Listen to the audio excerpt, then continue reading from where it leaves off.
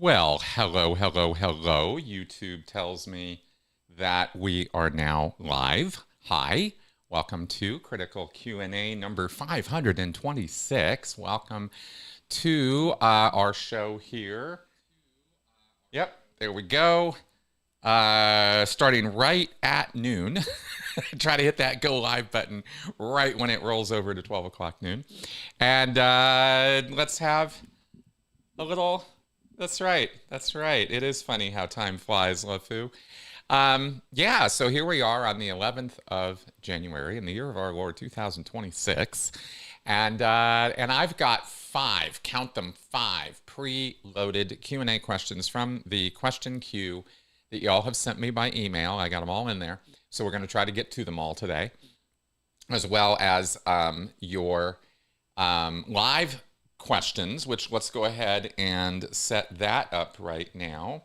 Go ahead and start this Q&A. Please put your questions here. All right, start that Q&A.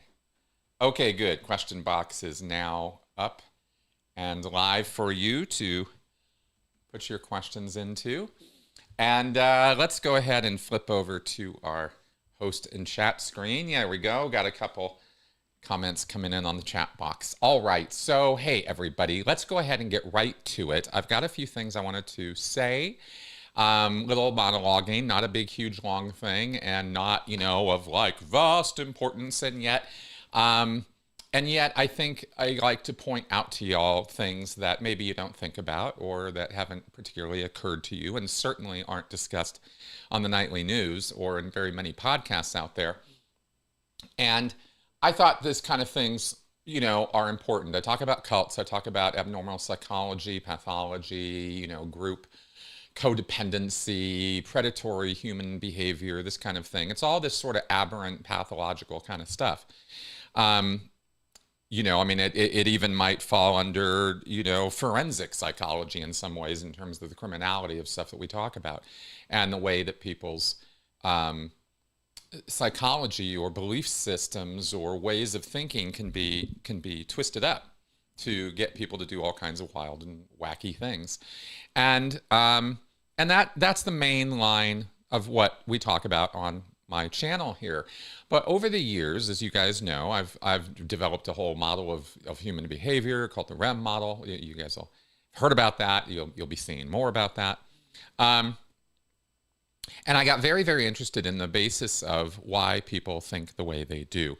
And something I wanted to point out real fast that I thought was really interesting is the history of us. If you want to understand why we are the way we are, and I think a lot of you are keen to do that because you're here, and I'm certainly keen to do that, then looking back in our past has some utility, right? Has some usefulness. And I mean our entire past. And if you think about our entire past, maybe some of you think back to Greek era, Roman era, maybe even Mesopotamia or Egypt or these older civilizations at the dawn of, our creation of cities and our creation of or use of, agriculture. This is, 10, 12,000 years ago. And this is all very, very interesting. But the fact of the matter is that Homo sapiens, us as a species, have been around for 300,000 years. 300,000 years. 10,000 years, roughly 10,000 years of recorded history. This is what we got written down. Because we didn't start writing stuff down until about 10,000 years ago. So prior to that, we have hundreds of thousands of years of us living on this planet in small groups of 20 to about 20 to 50 people in hunter-gatherer organizations, right? Tribes. And this was all over the world.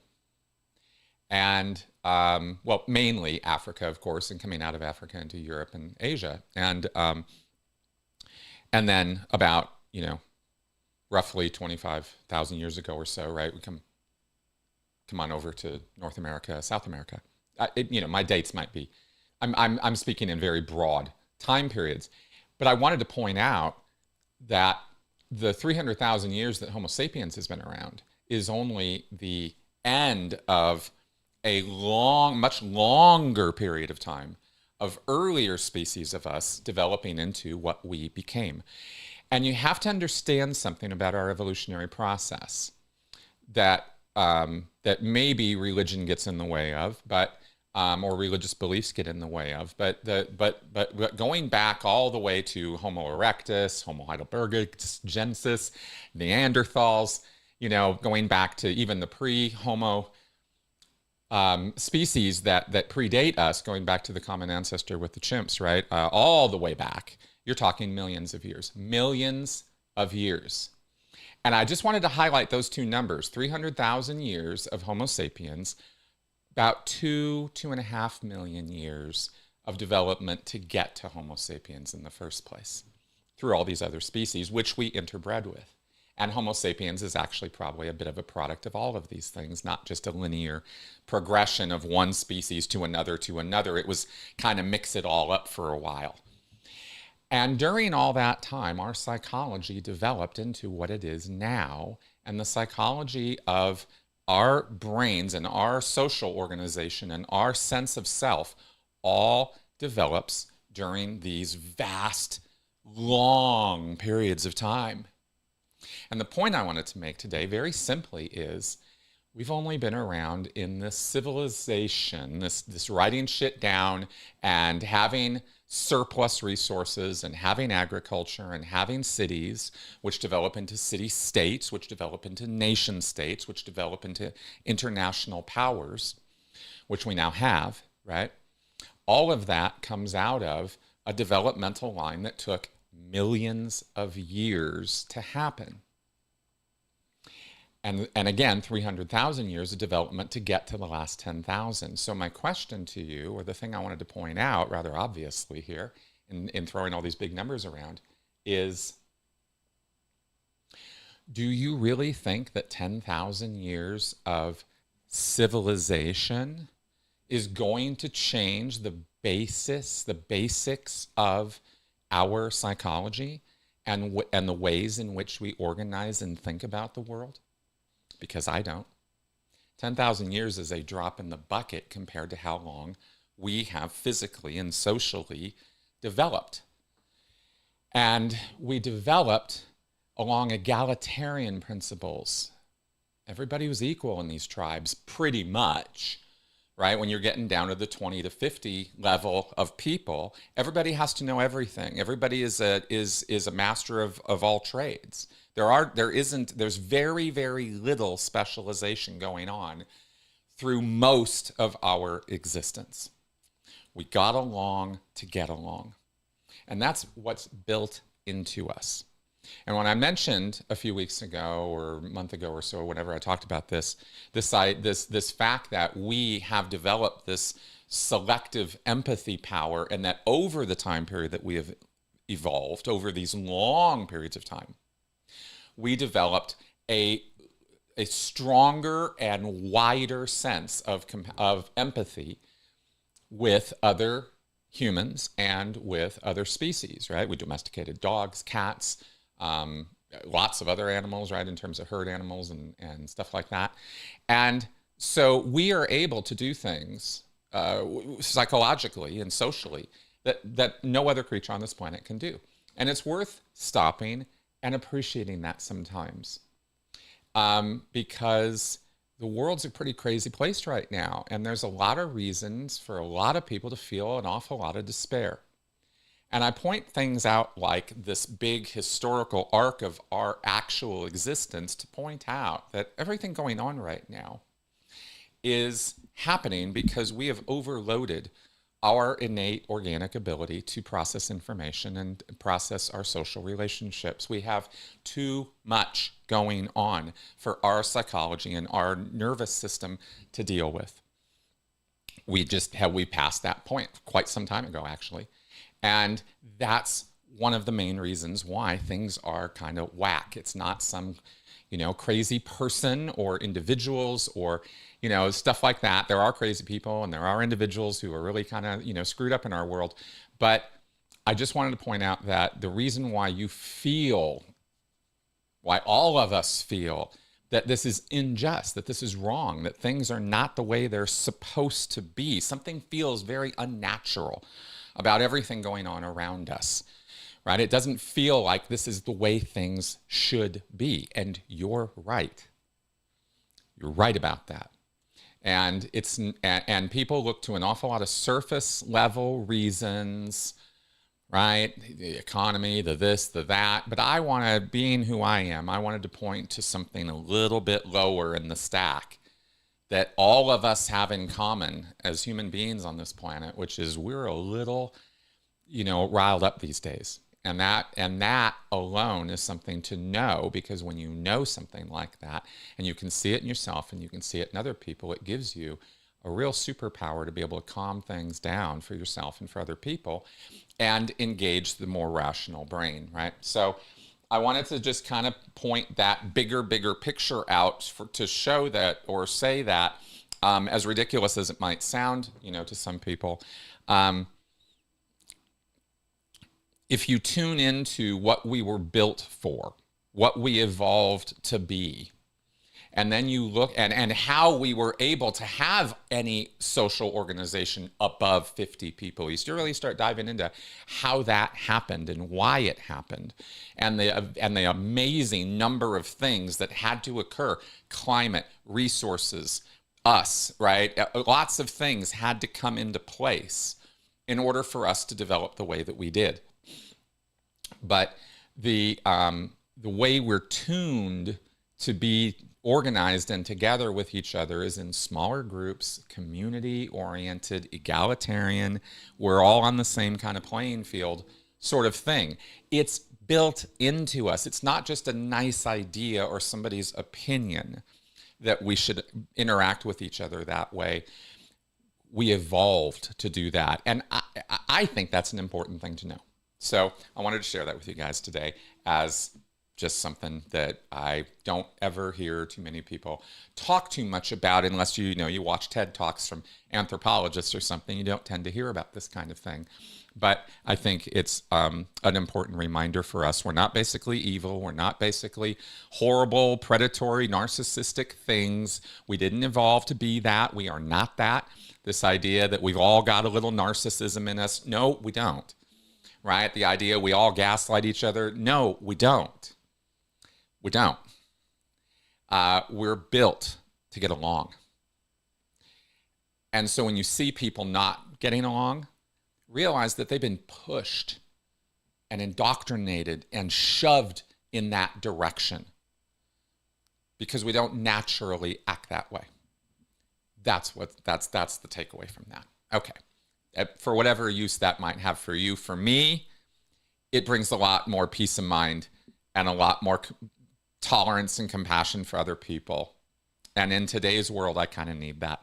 And I think maybe some of you do too. So, okay, let's get on with your questions now. Like I said, I've got 5 preloaded, and then we're going to take up the ones that you guys are bringing up on the screen here. So let's go ahead and start at the top with this first one here. I liked watching your podcast you posted yesterday about, no, this is a different one. Crypto, let me see here. I've got this. There we go. Yeah, what? No, come on now. Yeah, okay. Did I bring it back up? Sorry, it's always the first one that messes with me a little bit. All right, Crypto Fanatic, on a scale of 1 to 10, how pissed off was David Miscavige about the UK-based computer hack? I'm going to say 10. I mean, I think David Miscavige was probably livid to find out that his, secure computer systems were hacked by some Russian ransomware group. I don't think he was happy about that. Probably paid the ransom. We haven't seen or heard anything more about the leaks, and we probably won't. So, that's, I don't know, short answer on this one, but yeah, I think he was pretty pissed. And we did a whole show talking about that hack and everything. I had it wrong. I'll say again, right? Just because I love to correct myself, that that there was that did not appear to be much of an overreaction to, the Sea Org base in the UK, the St. Hill. As far as, it being on lockdown and stuff, I guess I overestimated that based on historical precedent from earlier times. But that doesn't mean Miscavige was at all okay with what happened. All right, Xion. I like watching your podcast you posted yesterday about the exclusive brethren. Thank you. What makes one follow and take orders from such an oppressive person and group? Well, if you grow up in it, basically, the Plymouth exclusive brethren. There's a longer title for this group now, but basically they are a cult. And what makes people take orders from such oppressive people and groups? A moral outlook that this group is good and right and true and virtuous and righteous, and an extreme investment of belief in this kind of activity, right? You're sold on it, or you're raised with it, and you can't think of any other way. This is the structure of your life, this is who's in charge, and this is how we work and operate, and this is what I follow, and this is what I do. It's conditioning, it's behavioral, right? But that's kind of what compels people to do that, is that they think it's normal. They think that's what they're supposed to be doing. Yeah, that's kind of how that works. All right. Yeah. Yeah, I mean, because exclusive brethren, remember, is also not recruiting. So it's all internal. They raise the second, third, fourth gen kids, right? And that's how they keep the thing going. They're actively not recruiting, but it looks to me like they're actively dying off is what it looks like to me. I mean, when you're getting, the Australian tax office raiding you, that's not a good sign. Okay, Dandy Warhol, are you going to get a new pet? Yeah, eventually we will. Mel and I are not ready yet. We talk about it, but every time I see photos of Benson, I just kind of still, and Mel's kind of there too, so we're not quite ready yet. Vernon asks, did you work with Heber in the Sea Org? I did not. Heber was really of a time earlier than me in a lot of ways. Let me explain.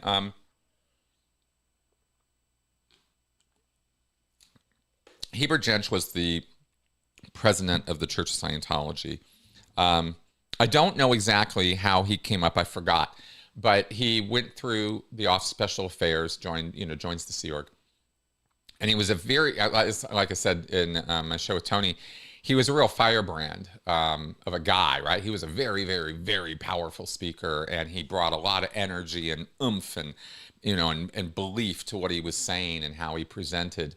It was very in-your-face kind of guy without being, how do I put this? He was interesting because he could be this. He was kind of a bigger guy too. He was not a short little guy. He was kind of big, and he not bear-like, but but he was stocky, I guess maybe is a word.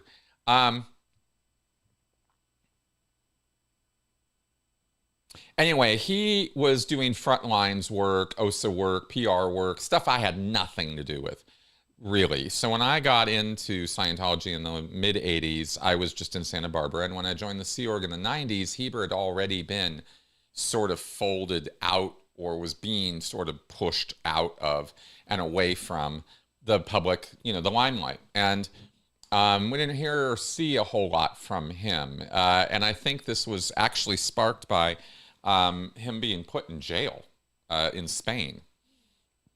If I remember right, let me just check real fast, because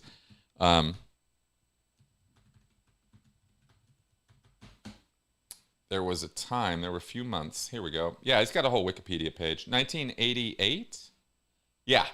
In 88, Jentzsch was arrested in Spain along with 69 other members of Scientology. He was incarcerated in a Spanish jail for about 3 weeks. He was released and fled to the United States after Scientology paid a bail bond of approximately $1 million. You think David Miscavige was going to let Heber ever forget about this? 16 people, including Jentzsch, were charged with illegal association, quote unquote, and various other crimes, including tax fraud and endangering public health. The trial of the indictees began in February 2001, but Jentzsch himself did not appear. The prosecution called for him to be given a 56-year prison sentence. However, the Madrid provincial court dismissed all but the conspiracy charge and eventually ruled in absentia that the prosecution had presented insufficient evidence to prove this charge as well, and in April 2002, the last charge was formally dropped.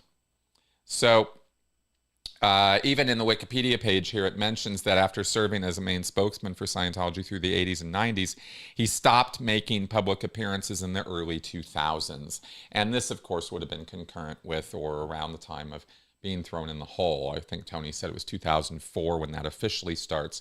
But you know, there were people in the doghouse before that. And Heber would have been, you know, with all of this nonsense from the 80s and 90s, Heber would have been, you know, probably kind of close to the top of that list as far as Miscavige, you know, not really liking him, not wanting him to do much of anything, trying to keep him off the lines. So I don't remember if Heber was active during the Lisa McPherson stuff, actually, but I did not see really much or hear much from him or about him once I was in the Sea Org. I mean, he just wasn't really a person of influence or that I remember. Right? I don't remember him appearing on stage or at the events after I got in the Sea Org in '95. I don't remember him being a real much of a figure after that. So that's my experience with him. Yeah, and Karen's you know, obit is of course really great to read because yeah, Heber did have a cult background. He grew up in a FLDS family and this kind of thing. I mean, he really did go from one cult to another in a lot of ways. Heber, interesting guy, you know, but I didn't really run into him very much. I knew him a lot more from my experience through his reputation and through what my parents and other people had to say, because he was kind of big and active in the 70s and 80s when they were around. Yeah, so that's what we have on that. Let's go ahead now and pop that off the screen. And let's go over to our preset questions so we get to these. Patricia Alcade asks, Rick Alan Ross, the cult expert and deprogrammer, on the PBD podcast, talked about Scientology and Shelly Miscavige's location. I can't understand how a cult expert can say that Shelly is in a comfortable setting and that she's fine.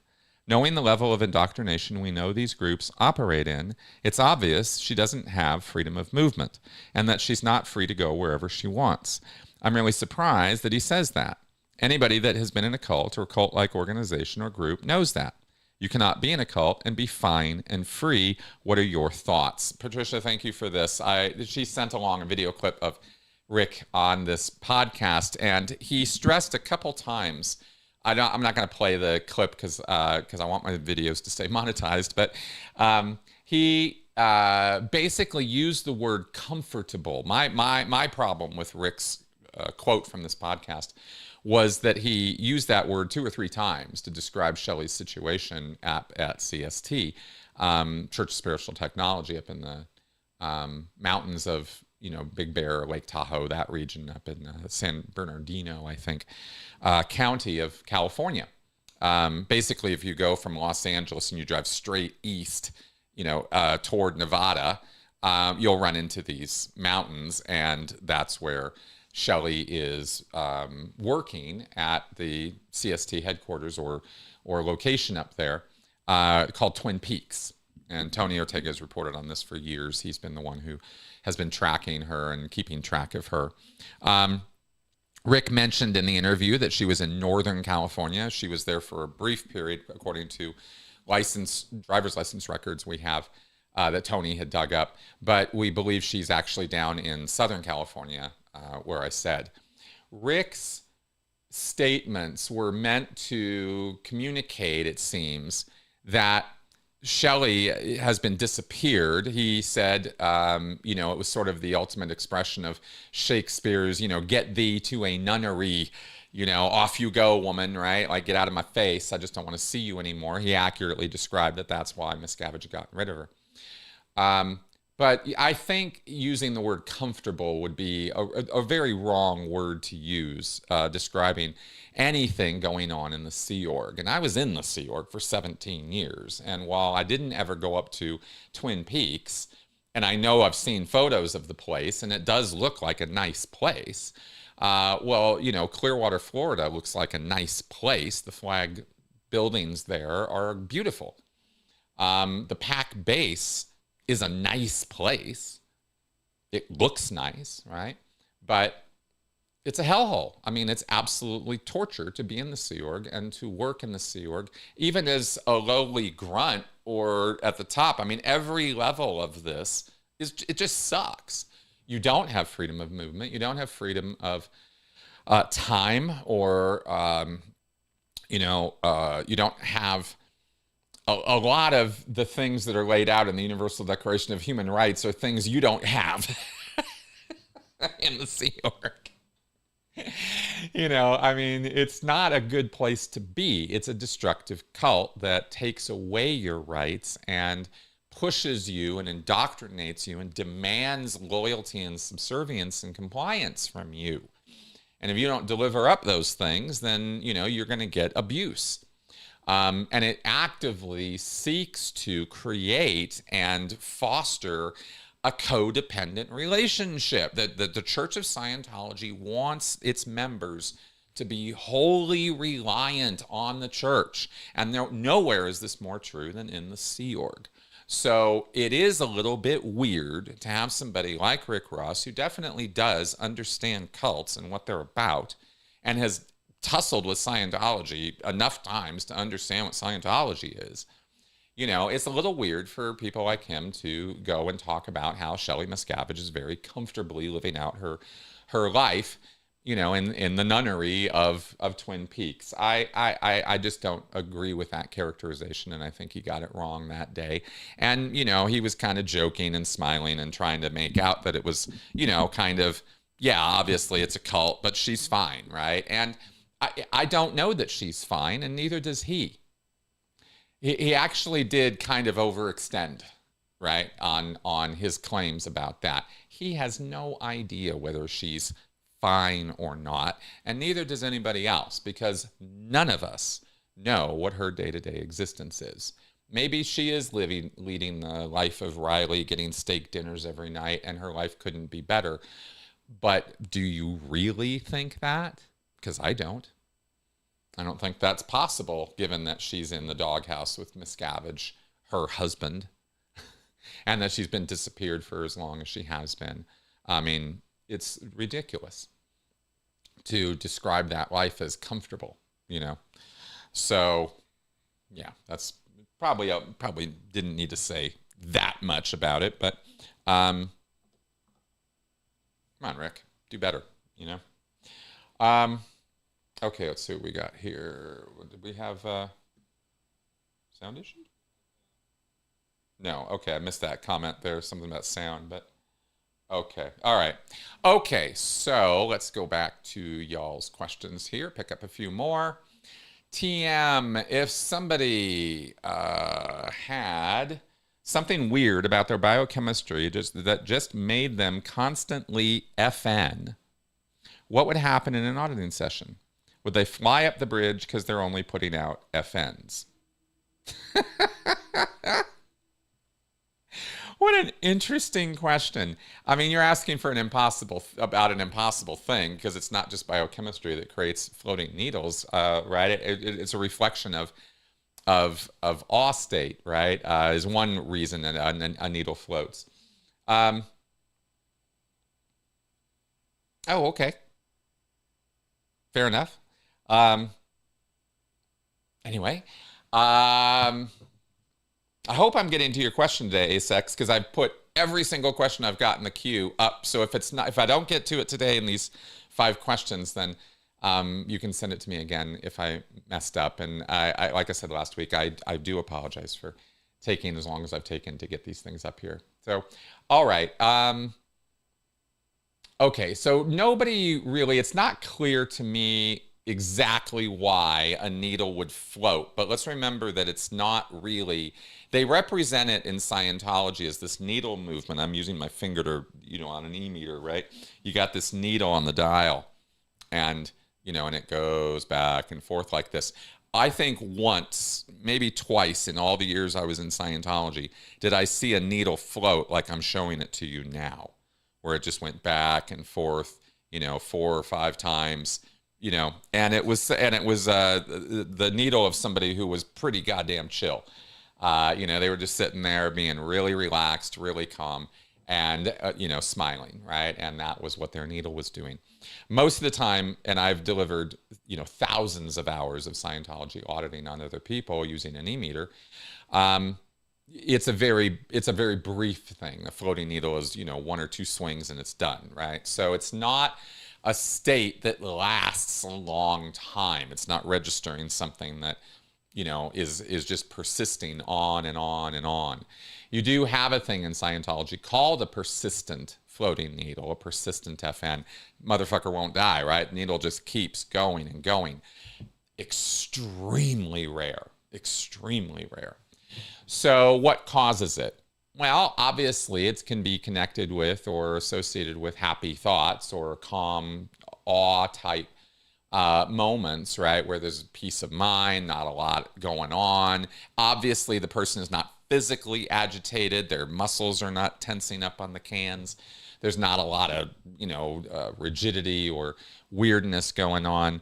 And that's about all I can really say about it, as far as what causes it. So, could I imagine a biochemical situation where the person is just constantly offending? I really can't.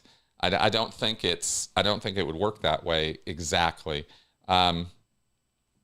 Yeah, it's kind of an odd question.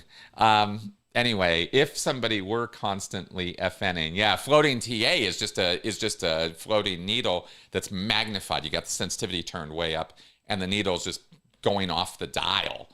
It's called a floating tone arm, right? Because you got to move the dial, the tone arm, to keep the needle on the dial, and then it just keeps falling off, right? Just lower the sensitivity. Anyway,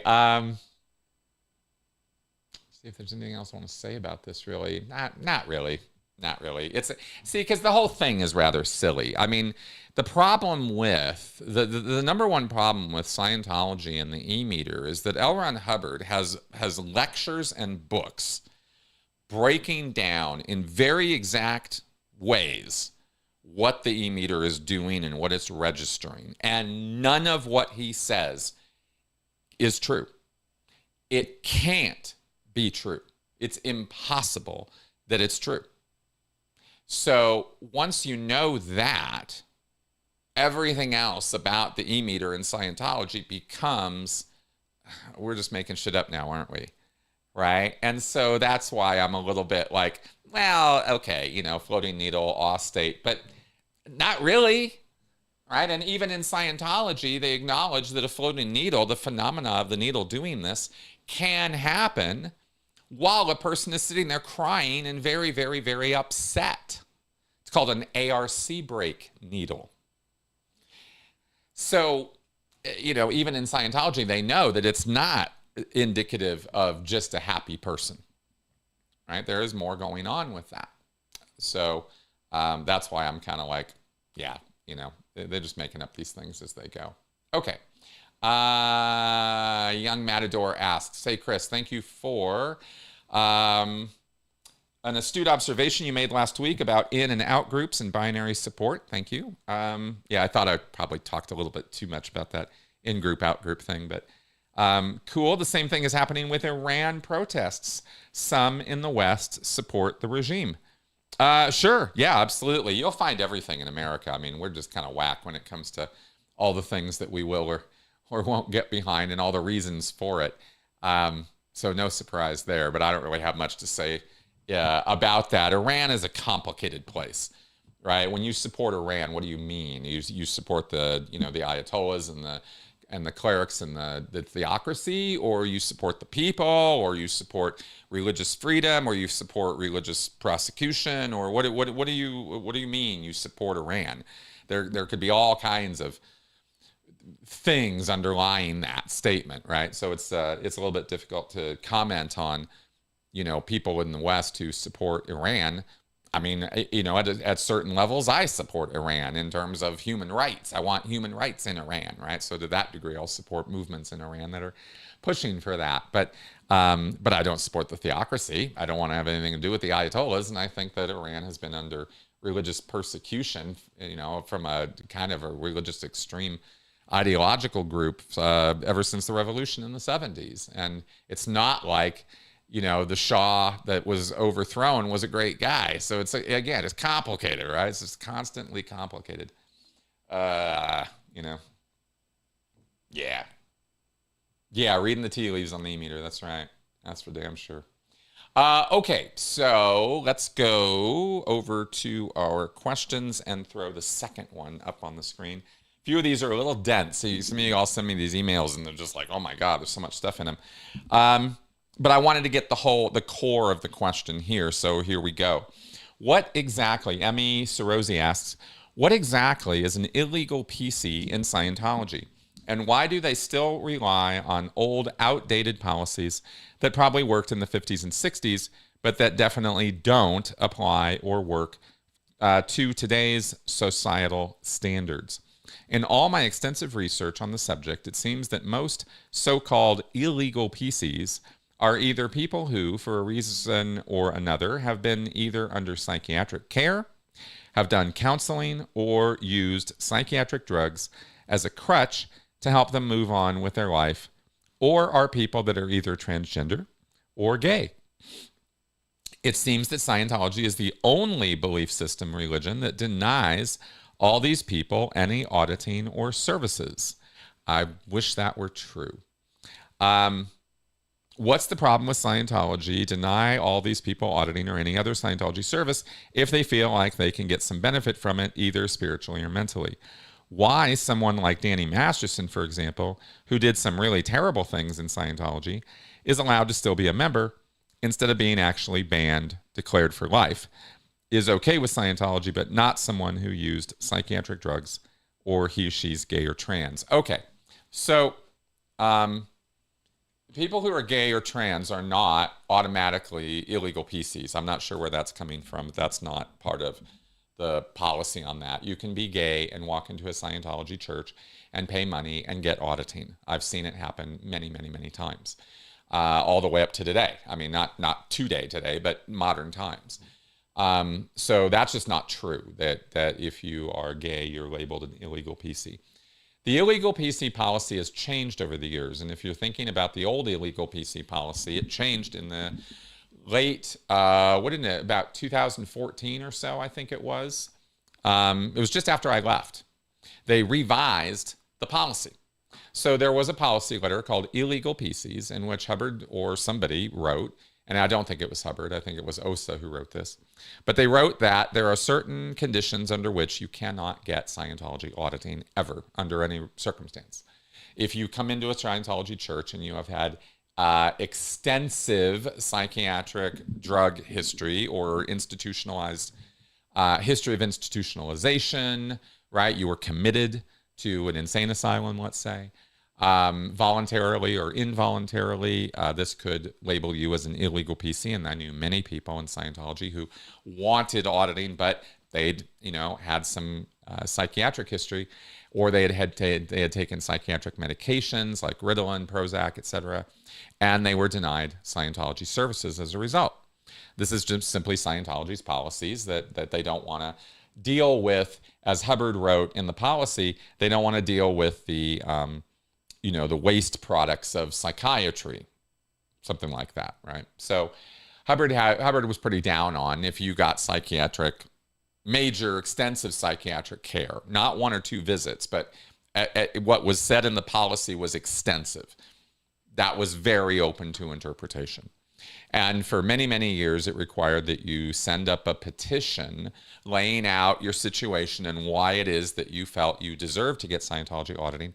And you could petition to the Office of the Senior Case Supervisor International and get okay for auditing or not, depending on your circumstances. Lots and lots of people, including, by the way, Bob Duggan, had to petition to get Scientology auditing. Right? So this applies not just to low-level people, but can even be, the bigwigs. This changed, and this policy was revised. So now the senior case supervisor and the whole petition thing is no longer a thing. It's all determined by the Office of Special Affairs, OSA. Oh, excuse me. Not the senior case supervisor, not the tech guys. They no longer determine whether you're okay to get auditing or not. This all turned on a dime. And it's OSA who determines whether you're okay for auditing or not. And they don't determine it based on your gender preferences, and they don't determine it based on your psychiatric history. Now the complete determination of whether you're an illegal PC or not, as according to what I've seen and heard, is whether you are a security risk to Scientology according to OSA. So if you have a criminal past, if you have, played footsies with the cops and, you're not somebody or law enforcement or something, right? And they're not quite sure about your legal status or about whether you're a criminal or something, right? Then you're not going to get auditing. Or if there's some other issue, you've been on the internet too much, you've been connected with squirrel groups, you've been this, that, the other thing, anything OSA basically objects to, and you're not getting auditing. So that's kind of what that's about. And of course, when we talk about, you asked about people like Danny Masterson, and of course we've said already, Masterson is a celebrity Scientologist connected with a whole family of celebrity Scientologists, is a bit of a made man. If you look at Scientology as a mafia outfit, and it's very easy to make those comparisons, then Masterson and other high-powered celebs are made men. They are protected by the church because of what they give the church. That's basically what that's about, right? And, so when, like a Bob Duggan, he did finally get his petitions approved. He did get auditing. He is a powerhouse Scientologist, I believe, right? And still showing up and talking at Scientology events. So I don't have any reason to believe Bob Duggan's not fully in. And, and then you can get that resolved. It is not true, by the way, that there are, that Scientology is the only group that would deny people their services or membership because of LGBT status or some other objectionable thing about your character or life or, beliefs. All cults of all stripes will get down on people for all kinds of arbitrary opinions and beliefs and ideas. So it just isn't true that Scientology is the only group doing something like this or denying its services. And if we step back for a moment, yes, this is a rights issue, I suppose, in terms of how Scientology isn't exactly an equal opportunity cult. But let's remember, it's a cult, right? So expecting any of these groups to operate on some rational plane of objectivity and fairness is like, it's a little bit against the nature of what the whole thing is about in the first place, All right. Let's go back to our chat screen here. All right. Next question from Xion. Love your guys' questions. Throw that up there.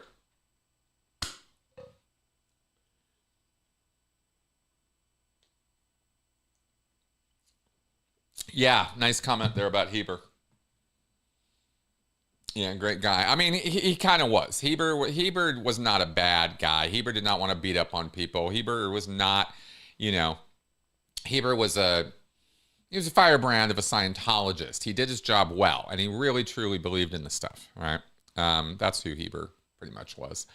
All right, Vernon asks, is it possible to have friendships with Sea Org members, or would they just View me as a wog. Well, they would, and let's that's the word they would use.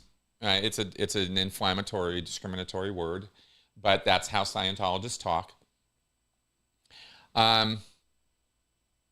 And okay, can you have a relationship with Sea Org members? Yes, you can. Friendships. Yes, it is possible for a Sea Org member to maintain friendships with people outside the Sea Org, but it's very, very difficult for them. There's a lot of barriers to that, and it's not going to be the case that you'll be able to maintain close friendships with people who are in the Sea Org. That's just impossible because you can't see them enough. You can't be connected in that way with them because they can't talk to you about close, intimate, personal matters because you're not in the Sea Org, right? So you could still be friends from a shared history or a shared past, but your present is very, very different, right? And the Sea Org members' ideas about what the future is about and what they're doing are very different from yours. So so maintaining or continuing a friendship it's very challenging. But they don't necessarily go through Sea Org boot camp and then suddenly everybody who's not in the Sea Org is a wog. It depends on. It's very highly individual to each person as to how they're going to manifest their ideas of that. Some people maintain compassion and care for other people because that's just kind of who they are, whereas other people are happy to use these Scientology words and thought-stopping cliches to kick people out of their life. So it's very, it can be individual for people. Okay, Xen asks, what is it to natter? Is a things that shouldn't be report considered natter? Wouldn't that chill any valid whistleblowing?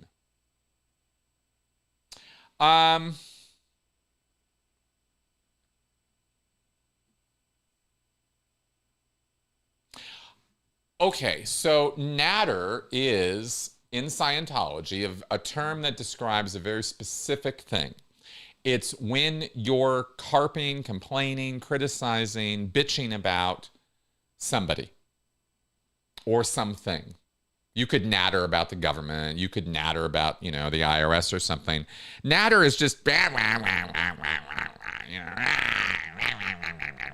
that kind of talk, right? It's not really, when you're using the word natter, you're not describing valid objections or good points that you're making, right? If you're using the word natter, that means that somebody is judging that what you're doing is stupidly or irrationally or without any basis in fact.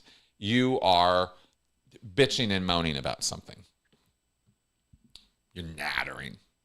And what that indicates by the use of the word natter, it indicates that this person, this Scientologist, thinks you are only doing that because of your own overts, right? Your own moral transgressions. You went and did something to Steve, and now you're trying to convince me that Steve's an asshole. Well, I'm going to think there's something up with you because you're nattering to me about Steve out of nowhere, right? And I'm looking, what's going on here? Right? So as a Scientologist, I will say to you, why are you nattering about Steve? Sounds like you got something going on, right? That kind of a thing.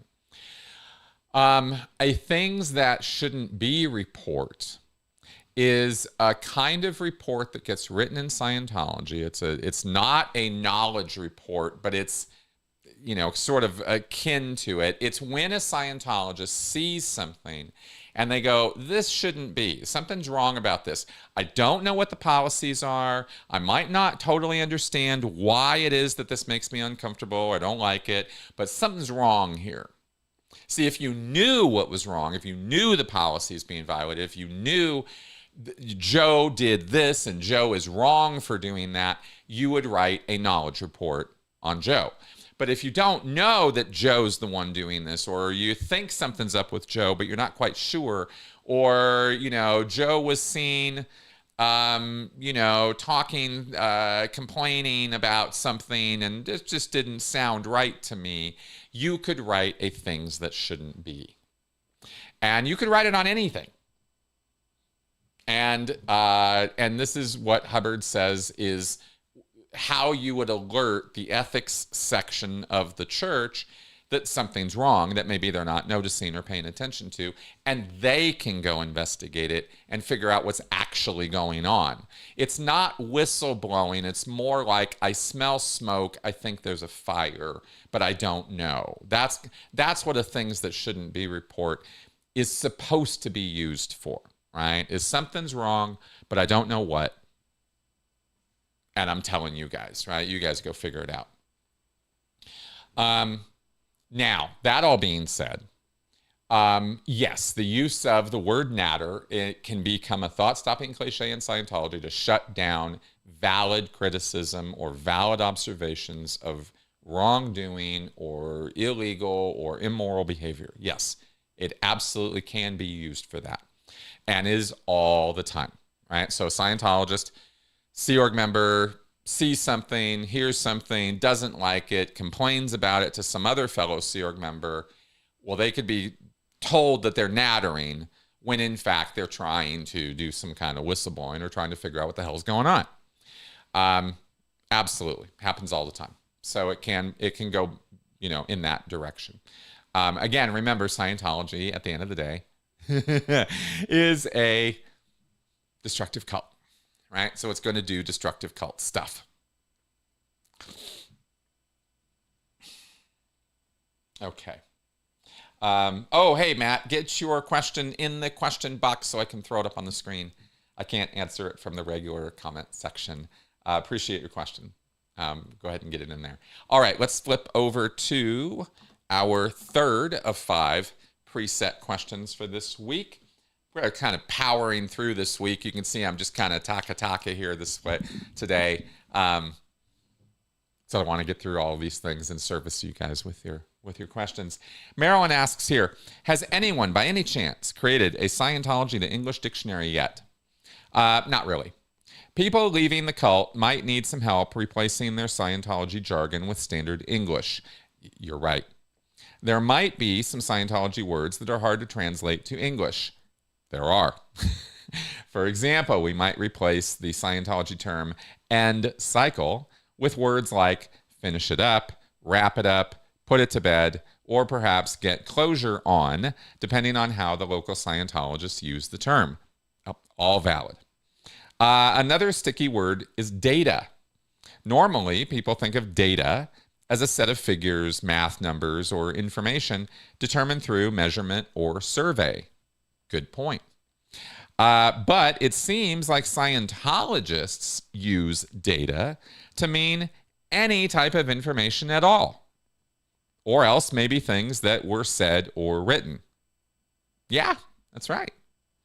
I have not been able to figure out any specific English word to use instead. What do you think? Well, the analogy to data, is information. Same thing. As far as how Hubbard or Scientology uses it. You can dig up the data series or something. Hubbard talks about data being, exactly what you said, numbers, figures, graphs, information, anything that will contribute to your research trail will be data. But to the bigger question now, right? Like you gave a great example there of end cycle. Oh, great, Matt. Good. Thanks for getting that into the question box. Thank you. Appreciate that. So there have been efforts online, on Discord and various other places to put together indexes or glossaries or, translations of some Scientology concepts or terms or define Scientology terms. A lot of people work on this stuff over the years. In my book, Scientology A to Xenu here, I've got a glossary of Scientology terms, quite a few of them actually, that I provide in my appendix 1 here. I provide quite a few definitions of various Scientology terms, all of them that I used in the book. I didn't try to make a master, Scientology to English glossary for everything, because that would just be a whole nother book, actually.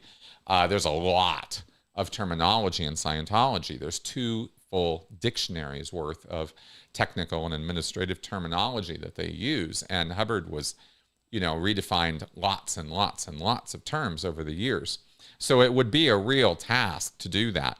And one of the wonders of and fun parts about the recovery journey, you could say, is figuring this out for yourself also, right? Is figuring out your own, because language is really interesting. Language changes over time. Language evolves, right? It's an evolving set of concepts and ideas and how we express ourselves. Culture changes, so language changes. Context changes, so language changes. Technology changes, so language changes. It's a constant process and evolution. And this is true within cultures of cults like Scientology as much as it is in the big wide world. So terminology changes over time, right? Like fair game, for example. They don't use that term in Scientology anymore. We do. But they don't talk about it inside the church that way. Not too much. Certainly I didn't, right? It was not a term we were using because Hubbard canceled it. So it didn't cancel the practice, just canceled the word. Fair game.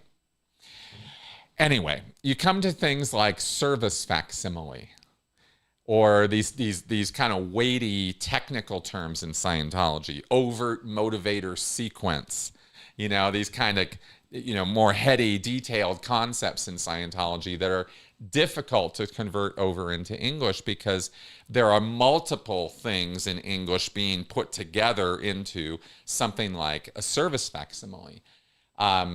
You break that down as to what it is that Hubbard's actually talking about, and he's talking about a few different aspects of our psychology and our relationship psychology, right, with service facsimiles. So I guess my point is that some terminology surrenders more easily than others, right? You have an overt in Scientology as a bad thing, an immoral act, a transgression against a moral code, doing something that is going to bring about the least good to the most, to the least number of people is going to be an overt, right? Or something that's going to be the greatest amount of damage to the greatest number of people. There's a lot of ways you can describe an overt, but basically at the end of the day, it's something you shouldn't be doing, right? That's how it translates over into English pretty easily.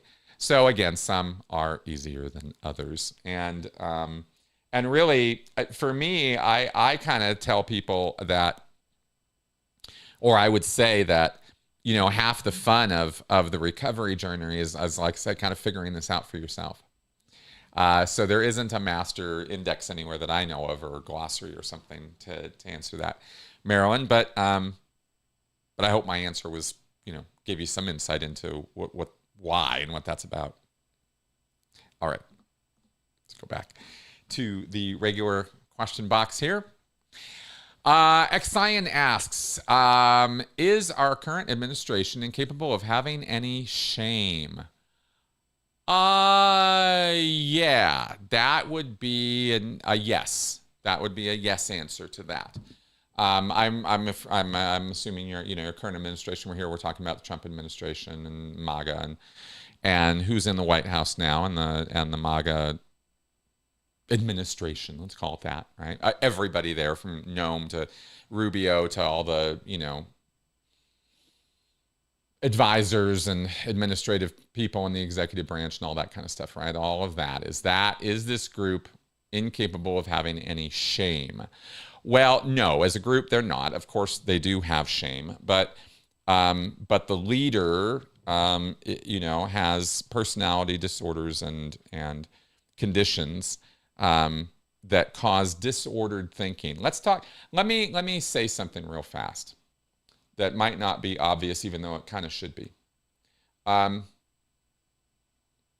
you talk about people who have psychological or psychiatric disorders, what does that mean? Why do we use that word, disorder? Because what's going on up here for a person who has a disorder is it's disordered. It's not orderly thinking. It's a condition that indicates that a person's thought processes and way of processing information and processing perception and thinking about the world and how they interact with the world is disordered. It's not an orderly, regular way of thinking the way you probably think. And if you project your thinking onto other people who are disordered in their thinking, you're going to come up with wrong conclusions or wrong understandings of and motivations. Right? Why would this person, if I were in that position and I was doing XYZ like they're doing, I would be doing it because of ABC, right? Like you think this way. We all do, right? Like, why would this person do this? Well, you put yourself in their place and you try to reason out what would motivate me to do that, or differently, maybe you have some level of understanding of this person and you go, well, what would cause a person to do that? Well, blah, blah, blah, blah, blah. And you think, well, this is all, you're going to sensibly figure out or rationalize or calculate what this person's way of thinking is, or what their motivations might be, or what emotions might be driving what they're doing. And you have to understand that with disordered people, you can't do that. You just can't. You're wrong 100% of the time as to what it is that's motivating or driving this person if you're trying to apply rational thinking or objective thinking, right, or critical thinking to such personalities. They are not thinking the way you do. They don't feel, and their relationship of their thinking and their feelings and their morality is disordered. Okay, point made, right? So you can expect to see disorderly, bizarre, very outlandish behavior and statements from disordered personalities. And what you're hearing and seeing is how they think and see the world, or even worse, when it comes to predatory narcissistic people, they're expressing what they imagine you need to hear in order for them to get away with what they're doing. Sounds and words and ideas take on, for somebody who is deeply, deeply narcissistic and predatory and disordered, right? These words and sounds are just words and sounds. They don't really express internal states of thinking. They don't express planning and premeditation and this is where we're going. That's not who's heading up our country right now. And such personalities think so radically different from how you and I do that it is really challenging to put yourself in their place and imagine what's going on. I would say it's almost impossible, at a thought by thought level, because somebody who's in that condition is just kind of going from moment to moment to moment, seeking narcissistic supply, seeking validation, admiration, love, attention, right? Loyalty. Their entire life is driven by that need. Yours isn't. Not anywhere near. You want to be liked or admired. Everybody does, but not the thing I'm talking about here. Very, very apples and oranges kind of a thing. It again, disordered. Then you add, like Vlad Vexler has recently pointed out, you add multiple levels of neurodivergencies on top of disordered thinking. And you have, nothing but a recipe for disaster in terms of trying to understand the motivations or dispositions of such personalities. Thankfully, these kinds of things are rare, but unfortunately, we're saddled with that right now. So the thought processes, the decision making, the things that are important, the things that such personalities prioritize are unthinkable to people like you and me who calculate or understand the world in a multi-layered, nuanced way. Right? Trump doesn't. And again, I'm trying this year to not go deep into him, but so I'm trying to talk about those kinds of personalities, because he's not the only person who has such disordered thinking. He only happens to be the most powerful human being to ever have those disorders and problems, to have as much power and influence as he's got right now. Right? Nobody else has ever had that much. So it's a true, clear, and present danger to all of us that we're in the situation that we're in with that. So shame is something that is unthinkable.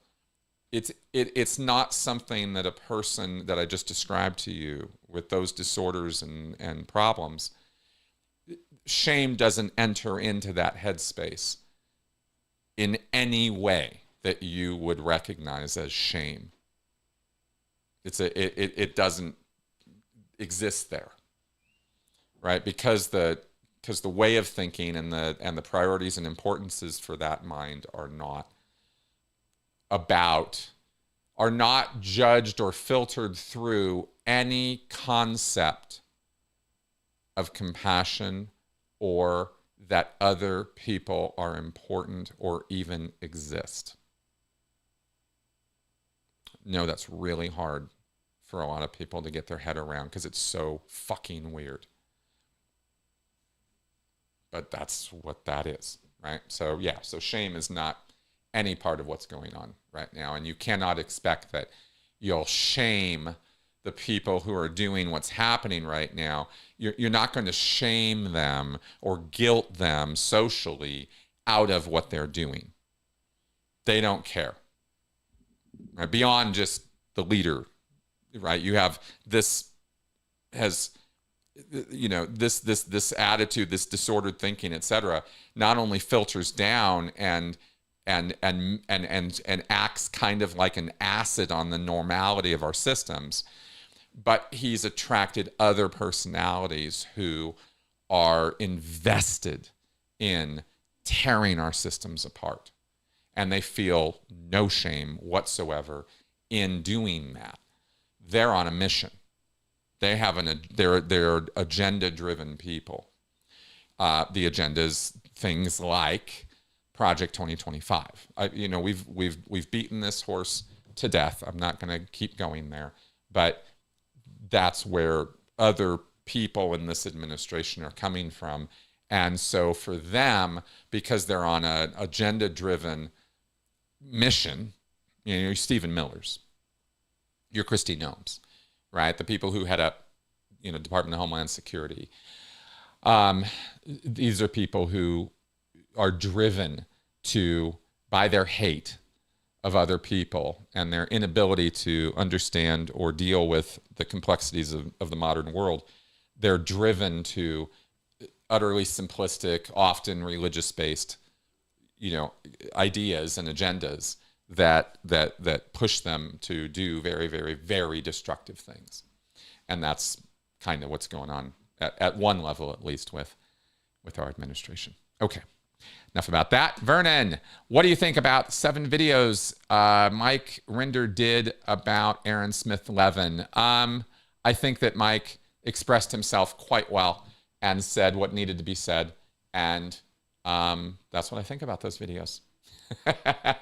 Okay, Helen, any advice for people feeling helpless and overwhelmed by current events? Yes, I do have advice for you. After everything I just said about the people in charge, it can sound pretty hopeless. I get it. My advice to you is to first, right?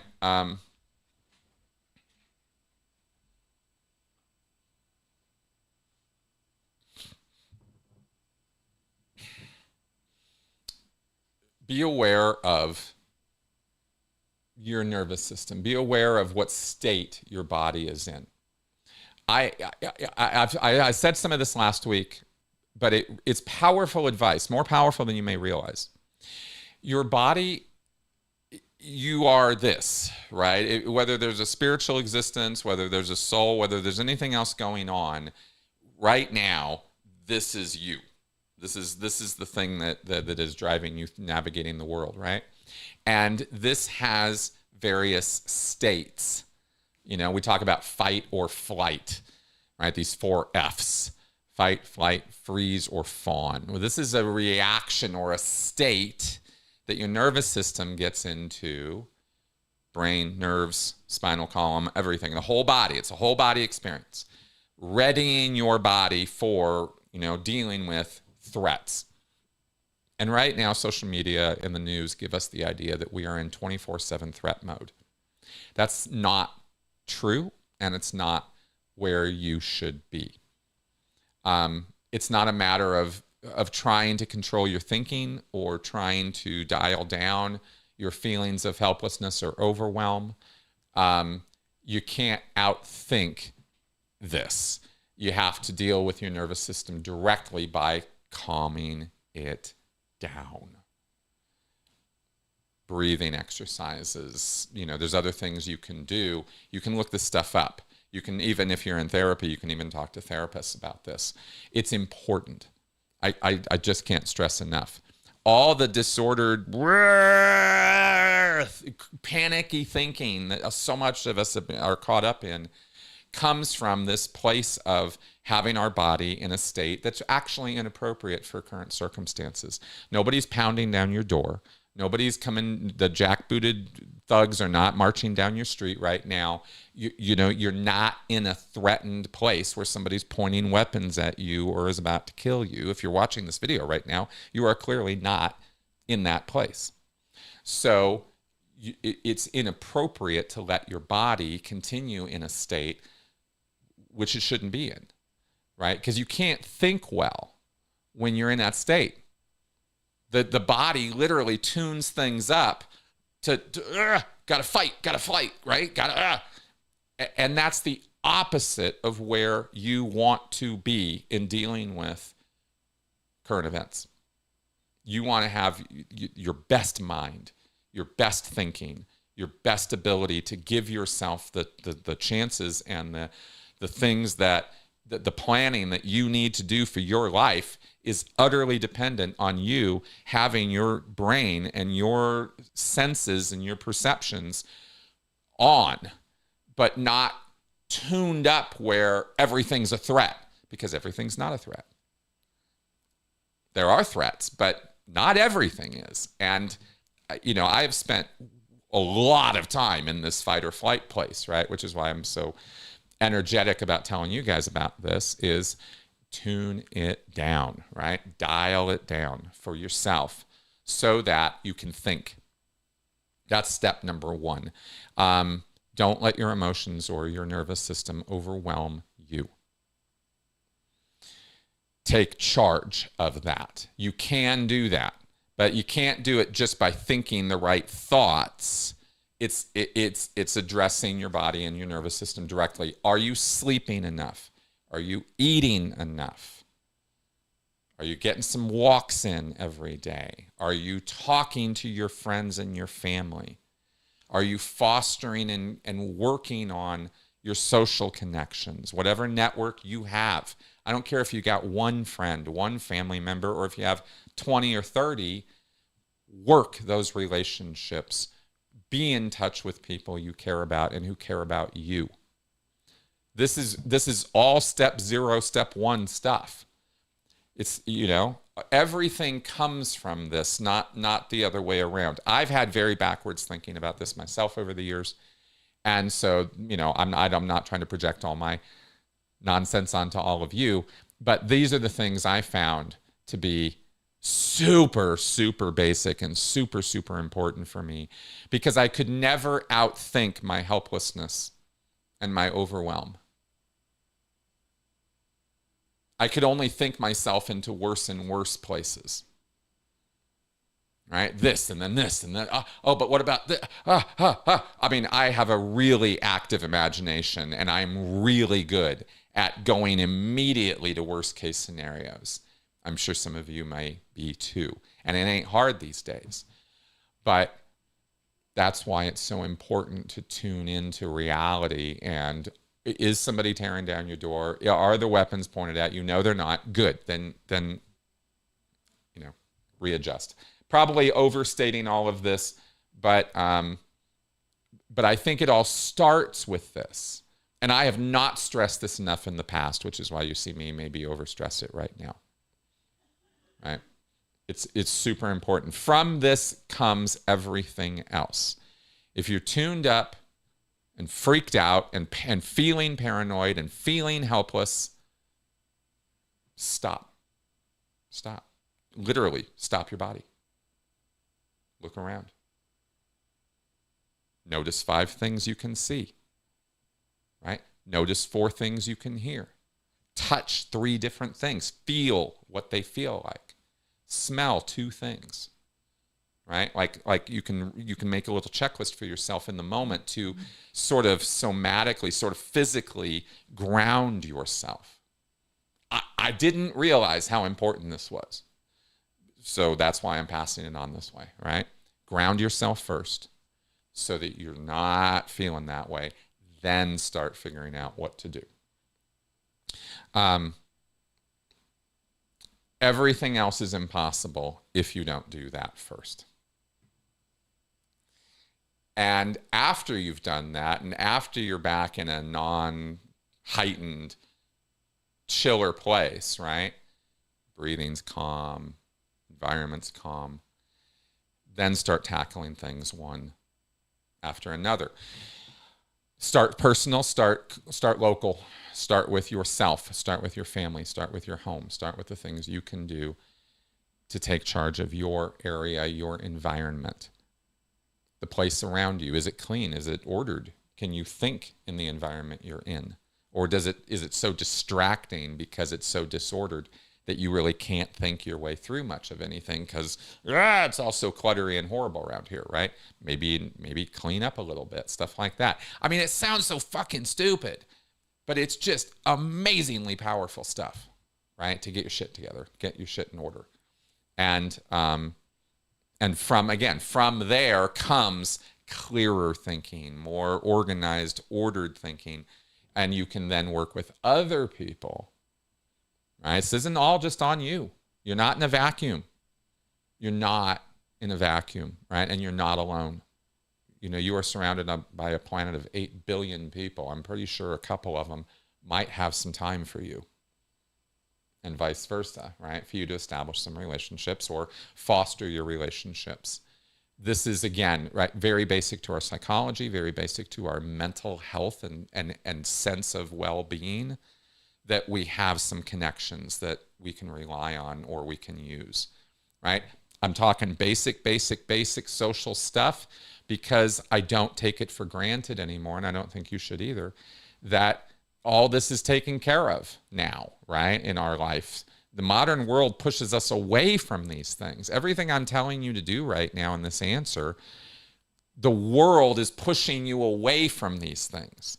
Social media, news media, exposure to the outside info network that we've established creates fight or flight craziness. The world's about to end. No, it's really not. It's not. Right? Things are changing, but they're not ending. And there's a big difference. Just as, one small point here, right? But you can't really differentiate or see those kind of things or appreciate them if you're all riled up. Okay. Point being, I think I'm done with that. So let's move on. Okay. Just can't stress enough the importance of the basics of that stuff, Okay, let's hop over to number 4, I think. Let's see if this was the one we... Pop that up there. Yes, here we go. Okay, anonymous. This is an anonymous person who wrote in because of reasons. So I wanted to leave the Sea Org about a year in. I was desperate to leave, but didn't do so for another 5 years. I've been trying to unpick what stopped me. The most significant factor was fear of being shamed and ostracized during the long routing out process. I would like to know if this is common for other people or if this was unique to me. I've made a list of that and other reasons I felt I couldn't leave below. I wonder whether they were deliberate to keep me there. Length of time it takes to route out. Shame from Scientologists on the outside for being ex-Sea Org. Fear of response from ethics officers and execs and being made to feel guilty. Being forbidden to discuss leaving with family. Risk of homelessness. Hazardous mess work without PPE during routing out process. Fear of the outside world. Only the tigers survive. That's a Hubbard quote. And lack of education and qualifications due to attending a Scientology school. Okay, Anonymous. So all of these factors and all the other things you listed in your email, which we didn't put here because there were many more, all valid. All points of purposeful indoctrination by the group to keep you there. You're nailing it here. This is all very, very good observation, right? If this was journaling or if this was, working it out for yourself, you're doing it, right? You're doing the work of how was I trapped there? What was it I thought that kept me there? This is great, right? Doing this kind of thing, because you're absolutely right. Every one of these things are things that Scientology did on purpose, socially, right? Either as a group or dogmatically, Hubbard wrote or Miscavige wrote, or ordered these things so that people would stay. These are what we might call retention techniques, right? How do you retain somebody? You recruit people into cult, but how do you keep them there? Two separate things, related but different, right? And fear, shame, ridicule, guilt, all of these are buttons that are pushed to keep you there. And they all build on very, very basic social wiring that we have within us. Again, hundreds of thousands of years, right? Millions of years of evolution, total up to us feeling compelled by our very gut, by our very being, to be part of groups, to be social, to be part of, a network of with other people. This is built into us. It's weird when we're not socially connected. It's very, very, it feels alien and strange and something's wrong, right? And that's what I mean when I say we're wired for this. It's not something you have to be taught or something you have to think about. But when you're in a group that is not servicing your needs and is not helping you, it's hurting you, it's destructive, it's a net negative for you, you have to, or the group has to, start coming up with reasons that you need to stay there. And we do this all the time. I mean, how many of you go to work and hate it, right? Well, you come up with reasons for it. Got to get paid, got to pay the bills, da-da-da, right? D to D. It's not just in cults that this rationalization happens. But in abusive groups, in abusive situations, they will start playing on what we might call your negative emotions or your negative reactions, shame, fear, guilt, etc., right? To keep you there. They'll just play you like a piano, right? They're just playing your emotional needs against you. And these are the ways they manifested for you. And similar ideas manifest very, very easily for other people too. I'm going to be a failure if I leave. I'm going to be flipping burgers at McDonald's, right? I'm going to be a social failure. Here in this group, I have standing and credibility and status. And I'm in this hierarchy, in this good place. And if I leave, not only will I lose all this, but in the social hierarchy of the bigger world, I'm going to be a failure, bottom rung, untouchable. Fear, fear, fear, fear, fear. Fear of change, fear of loss of standing, etc., etc. This and 100 other things are why we stay in these groups when we shouldn't. Okay. Back to the chat here. All right. Okay, Xian asks here, what is yes. What is the Watchdog Committee? And has its functions changed over the years? The Watchdog Committee is no more. There is no more Watchdog Committee. Just erase that. It's all part of Scientology's past. David Miscavige has destroyed what was the Watchdog Committee. The idea with the committee, and I broke all this down years ago in a video on my channel, which is still legit, you know, as far as the breakdown of it goes. But Scientology doesn't have that system anymore. The idea with the Watchdog Committee was it would be a group of about 12 people, if I remember right, who were overall in charge of the different sectors of Scientology. It was a committee that would oversee the management units and functions of Scientology and make sure those units and functions were being carried out according to L. Ron Hubbard's policies and wishes. And so whole sectors of Scientology would be being overseen by these Watchdog Committee members. For example, there was a WDC, Watchdog Committee member, over the Scientology orgs or churches. There was a Watchdog Committee member who was over the Sea Org orgs. So two different sectors of Scientology activities. Then there was another Watchdog Committee member who was in charge of the WISE activities, the World Institute of Scientology Enterprises, the business front groups. That had a WDC member. And the WDC member's job is not to manage these sectors. It's to see that management is managing these sectors. So they're the ones who watch the managers, right? Who watches the watchmen, right? The Watchdog Committee. That was its purpose. And it was supposed to be the highest ecclesiastical body of all of Scientology. Because RTC is not an ecclesiastical body as such. It's not supposed to be a management organization. RTC, the Religious Technology Center. They're the group that oversees or holds the trademarks and service marks of Scientology. Watchdog Committee doesn't have all that. The Watchdog Committee has a function of overseeing the management of Scientology. RTC, separate from that, isn't about Scientology management. It's about holding the trademarks and the service marks, and that's where their pressure point comes from.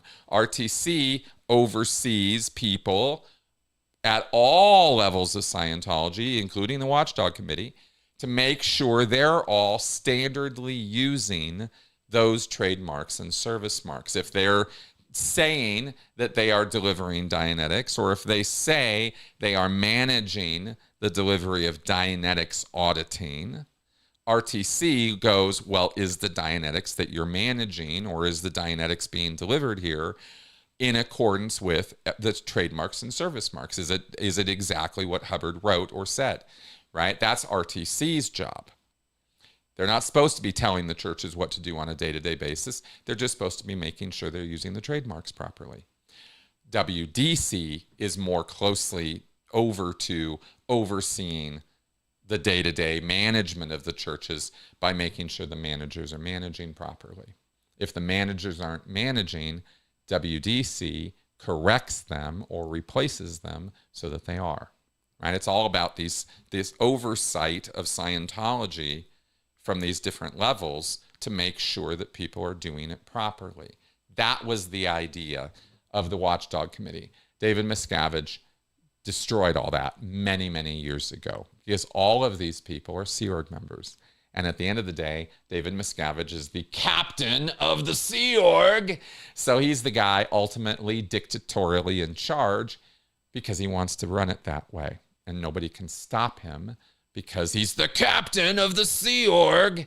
So he gets to order any Sea Org members about, and that's what he does, right? So he just disassembles and destroys faster than they could build up.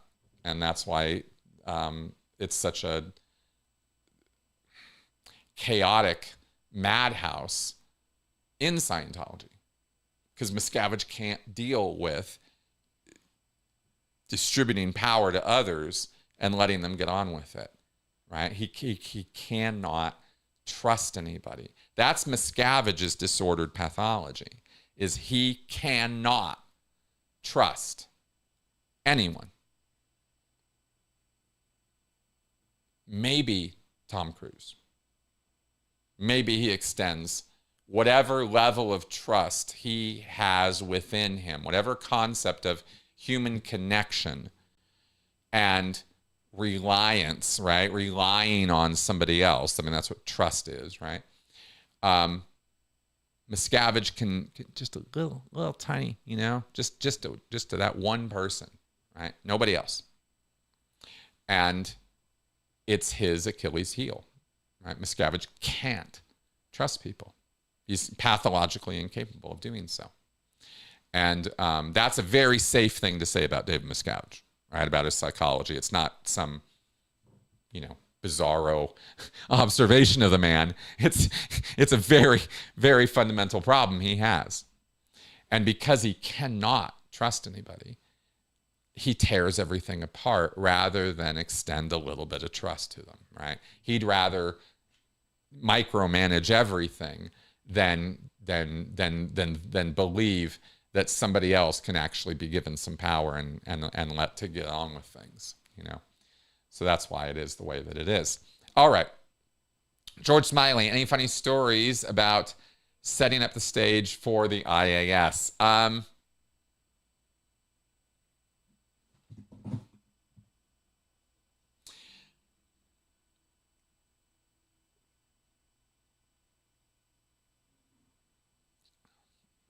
Funny, not sure about funny.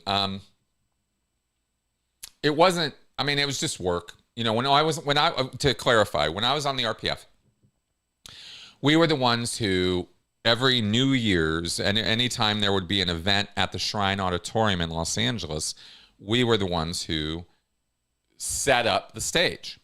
The big columns and the signage and all the things, we built all that. And we had a storage facility where these big columns and podiums and various things would be stored, and we'd bring them out and repaint them or repair them and get them all set up. And this was why for many, many years you'd see the stages, every event would look similar to the last event, different enough, but similar. We were the ones doing all that grunt work. After the RPF was canceled, I don't know, who's doing it all now. But that was what we would do. And so for the 3 years I was on the RPF, I was on event detail like the rest of us, when it came to that. The planning and the design work and the motif work and all that was done by, the gold people or under Miscavige and all that. We were just the grunts. We were just the ones actually picking up the columns and hauling them up to the top of the parking structure. At the pack base, that's where we would transport all that stuff and work on it. We would work on it in the parking structure. We'd lay out the entire floor of the shrine stage. Would have these. We would use these. It was like a mosaic or a jigsaw puzzle. We'd have all these big wood pieces, and we'd paint them for the floor, right? And put it all together like a puzzle piece. So this was all kind of, like I said, figured out and designed, and then we executed it.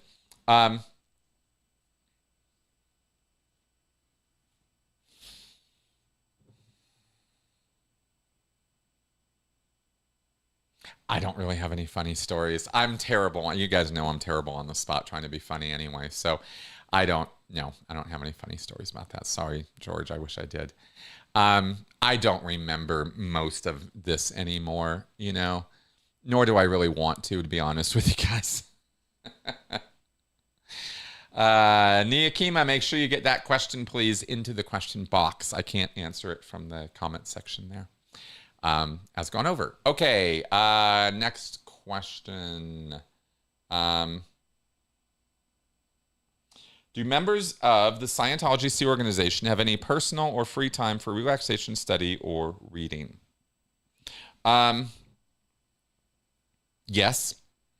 Off post time. If you get, okay, in the Sea Org, you work the usual kind of schedule. It depends on what org you're in. There's a lot of different organizations within the Sea organization, right? But so everyone has their own schedule. But it's generally going to be, you're going to report to post somewhere between 8 and 9 a.m. And you're going to be at a muster, and then you're going to work, study, do your stuff all day and night, and then go to bed somewhere between 11 and 12, somewhere in there, right? And there will be plenty of nights or plenty of times when that schedule will be extended earlier or later, depending on events, emergencies, circumstances. So it's a very fluid schedule, but it's structured around a morning muster and, end of the night, you're off post and you go home. Home being a dorm room or a couple's room, at Flag or in PAC or wherever it is you're at. You get a room, right? And if you're married, you get a couple's room, and otherwise you're in a gender dorm, right? Male, female. So it's during that time when you're off post that you get to read, hang out, look at, study stuff that's not Scientology related if you wanted to, because you can't be doing that kind of thing during your post time when you're on the job. You might have a half hour for lunch or for dinner where you could read a book or something while you're eating. Nobody's going to give you too much of a hard time about that, but not during post time. Right? So basically around those hours. And every 2 weeks, there is a potential for you to have a Liberty Day where you get a day off. If your post statistics are up and you're not in the doghouse or in some kind of ethics trouble, then you might get that day off once every 2 weeks, and you can do whatever the hell you want to with yourself on your day off. Often they'll leash you, right? They'll, you got a phone or a pager or some shit, and you might get called back to the base for something if you're on your day off. But generally speaking, you're left alone for a day. So that's kind of how that works. Okay, let's go to our final preset question. I've actually gotten to all of them. This is the last one from Matt Bywater. This is about Falun Gong. So journalist Ethan Gutman, who has spent much time in Falun Gong circles as an embedded news reporter, stated at a public talk, "There were good days and there were bad days, but they were mostly good. And the reason why they were mostly good is because people did nothing but argue. That is not a cult. When people argue consistently about what are the ethical beliefs, how things should be handled, when people make up their own minds, when you find that they say, well, how should we demonstrate this? And one person says, I'm going to demonstrate it my own way. That's not a cult. That's not taking orders. This is people thinking and solving problems. With respect to Falun Gong and cults more broadly, what do you think about defining a group as a cult on this basis?" Okay, this is a great question. Thank you, Matt, for this. And I watched the video link that you sent me. You all can look it up if you want. This Ethan Gutman guy is a real apologist for Falun Gong as this embedded reporter. And I don't know where he's embedded. I didn't go digging into this guy more than what I saw on YouTube. But he is not looking clearly at what Falun Gong is or how it's constituted. Now, the real world is a complicated place, and people are complicated. Every single one of us is there's a whole universe in here, right? I contain multitudes, as Walt Whitman said, and damn, was he right, So when you have a group like Falun Gong, which was begun in basically around 1995, pretty recently, by this man, Lee something. He's this Chinese guy who lives in, I think, Vermont or New Jersey or something is where the Falun Gong world headquarters are. It's not based over in China. This is an anti-CCP cult. That's what Falun Gong is.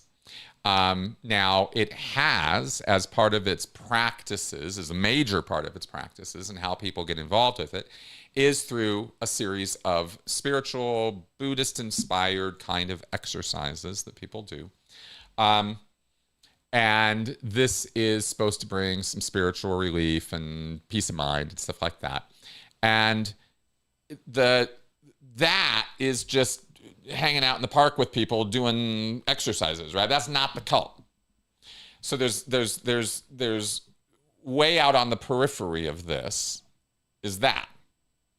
But as you come into the center, as you come in closer to this guy, Lee, the leader, and to his network and his world, that's where this culty stuff starts happening. And this is not just a guy with a compound in, on the Eastern Seaboard. They have a newspaper, a media outlet called the Epoch Times. And they have this dance troupe called Xenu, which is based out of this compound location where Lee is. And that's where they do their training and work out their show and stuff. And this whole show, this Chinese dance show that tours around, is anti-CCP, Chinese Communist Party, anti-CCP propaganda. The entire show is designed to get you thinking badly about the CCP and be amazed at the dancers and all that. It's truly an aesthetic thing. I mean, I'm not trying to say that it's just propaganda. There's talent on display and dancing going on, and it's really quite a show.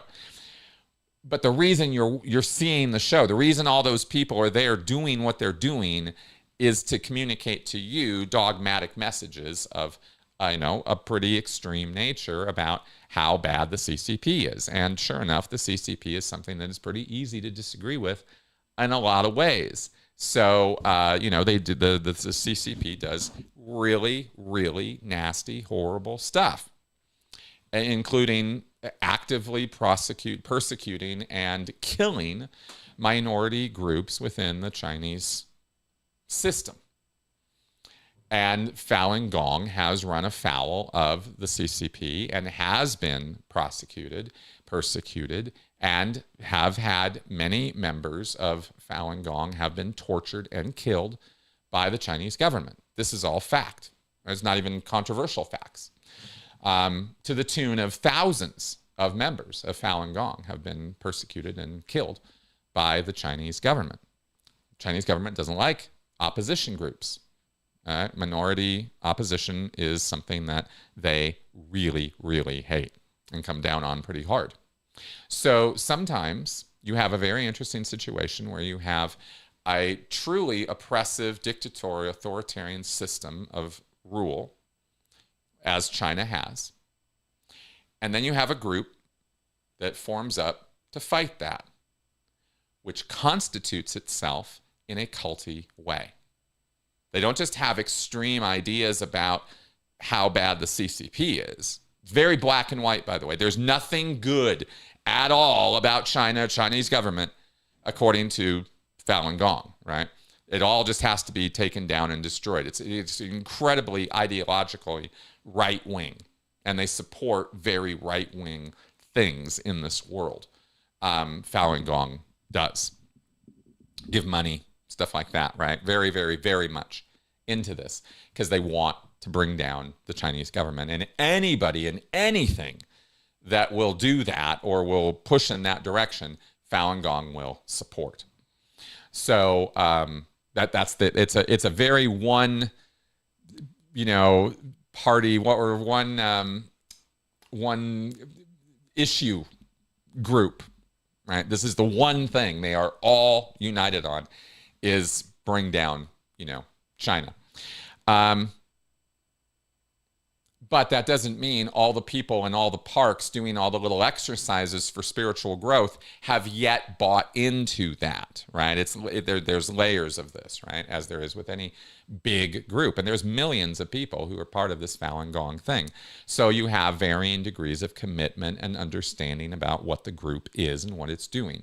So not every single person who's ever practiced anything connected with this group is in a cult any more than everybody who's ever practiced transcendental meditation is in a cult. TM is a cult at the highest levels, right? But as you come down the line and, lower on the pyramid, the cultiness of it dissipates a bit as you go down the line, right? And so you have to commit yourself more and more and more. And as you climb that ladder, your life and your world will become more controlled and dictated. And that's kind of how Falun Gong is organized, right? So if you work for Lee down at the compound, if you're on that property, yeah, it's full on. Your life is not your own anymore.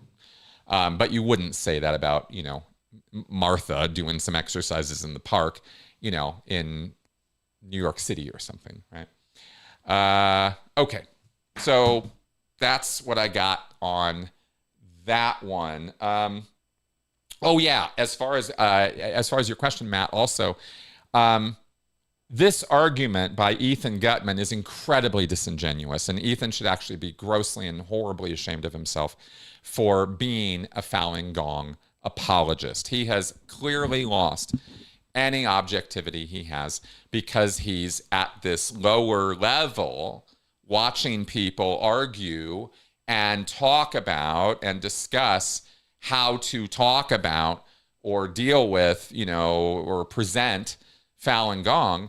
Well, of course you can argue about that. But if you try to go up and tell Lee that his latest writings from September 23 are wrong, and that's not what God or, the divine nature of us is, or, how we should be, or that the teacher actually is responsible for the results of his teaching, these writings are incredibly Scientology-like. If you look them up and read what this man actually writes, it's so goddamn culty. So this reporter just ignores all that, right? Ignores this man, ignores the compound, ignores Epoch Times, ignores Xenu, and just says, oh, I see people arguing, so it's not a cult. Dude, are you really that up their ass that you've lost sight of what all this is? Right, Mr. Gutman? I mean, dude, get your head out of your ass, right? It ain't, if people can argue and do argue with each other in cults all the time, it's what they argue about and what they're not allowed to argue about that tells you whether you're dealing with a cult or not, right? So this man's statements about this is just cult apologia. There is, and let me give you a comparison here, right? There is nowhere you are going to find some of the most passionate, knock down, drag out arguments between cult members as you will in the Sea Org. We would beat on each other. We were so, get up and go, let's fight about this, right? But we weren't fighting ever over whether L. Ron Hubbard knew what he was talking about or whether David Miscavige's orders are actually valid or not. Those were not the subjects of our arguments ever, because there's things you are not allowed to argue or think about or talk about or be critical of, right? The things that Ethan is describing these people are arguing about ain't the important part, right?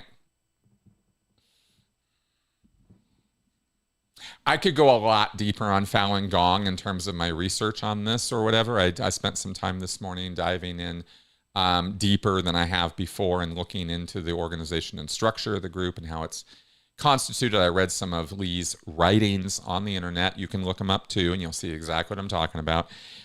His latest, missives from a couple years ago online are straight up Cult 101 stuff, right? Read it and you'll see what I'm talking about. So that's That's what I got for you on that. All right. And we have done it. We got caught up on the email questions. So again, Asex222 or anybody else out there, if you have sent me emails and I did not take them up today, my queue is empty now. So send it to me again or ask me, during the show here, because I definitely am keen to answer your questions. And if I've lost any along the way, well, I apologize for that. Okay, last couple questions coming in on the queue here. This one says, old Petsmanot 1366. I know from your videos that Hubbard believed his own hype and BS. Do you think that his logic was he had discovered things but was happy to use them to exploit people in a cynical way anyway? Yes.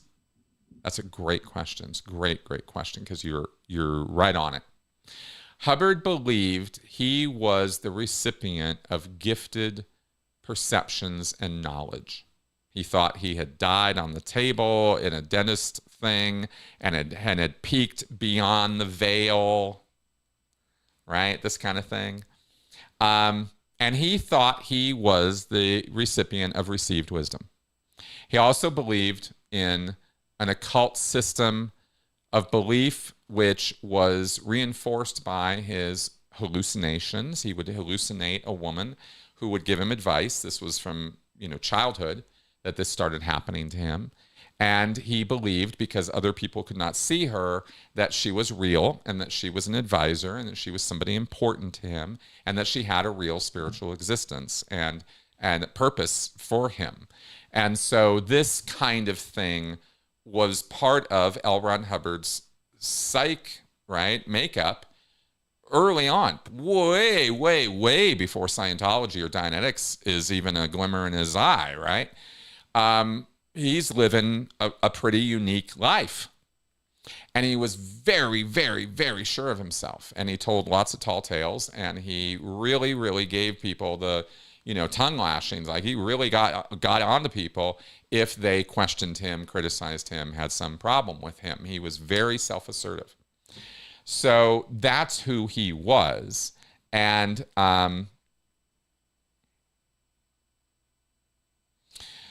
he was also someone who thought of himself as a very special person. Right? He was unique and different and better than other people. And because he was better, he didn't owe them anything. They owed him things. And he deserved their accolades, their support, their, sex, money, power, like all the stuff he was taking from people. He very much believed he deserved it. Underneath that was the certainty that he didn't, and a lot of self-hatred and self-loathing that existed there too. He's a multi-layered person, right? There's a lot going on with L. Ron Hubbard. He could convince himself for periods of time. He could overcome his self-loathing and self-hatred and depression with this exaggerated, hyped up personality that he would take on or manifest. And then he would have periods of depression and decline and apathy and failure, where he was absolutely sure he was, on everybody's shit list and he was a horrible person. So it was cyclic with Hubbard, as far as that goes. But he knew, no question, his own writings are crystal clear about this, right? He knew he was conning people. He was fooling people. He was getting over on them, right? And he was happy to do so because it was all in service of his ego and his own survival. And he had no problem at all. In a moral place, Hubbard had no problem walking all over people as long as he got what he wanted out of the relationship, whether, again, sex, money, power, whatever it was he was pursuing. As long as he was getting his, everything was good. And if you had a problem with that, well, that sounds like a you problem, right? From Hubbard's perspective. He didn't give a shit what you had to say about or thought about any of this, So that's that. Okay. George is correctly reminding me to remind you guys about the comedy special. The Aftermath Foundation is doing a Comedy Works special here in Denver. I believe it is on, I think it's today. Anyway, it's soon. Look it up, Comedy Works Denver, and if you can go, go.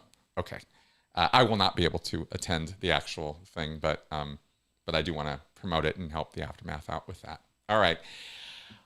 We have 5 minutes and 2 more questions in the queue. Let's see what we got. OBG Foster, a few months ago, the answer was no. Asking again, have you seen Elio? It's very Star Trek. I have not.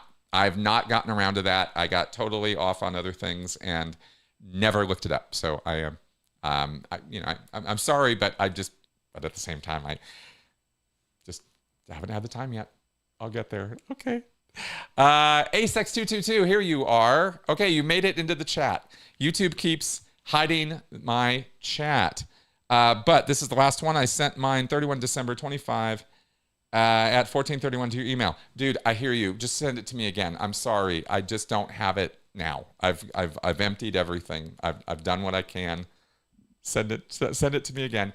Ask what you can do. Anybody who wants to email me anything at all, you can email me at the email address askchrisshelton@gmail.com. Send it to me there. I do check my spam folders. I do check my other things. If you send it to that email address, it should get to me, and I will put it in my queue, and I will do my best to answer your questions. It's all I want to do here. So I'm sorry if there have been mess-ups or confusions along the way. I think after 526 shows, I get it more right than wrong, honestly. But I do want to own my mistakes. Okay, so that being the case, I think that's the end of the line here for us today. It's just blow away how fast we can just get 2 hours done. This show used to be a half hour. So we get a lot done. We get a lot done with this. Thanks for coming around and listening to me blabber on at a mad rate about all the things I blabber on about.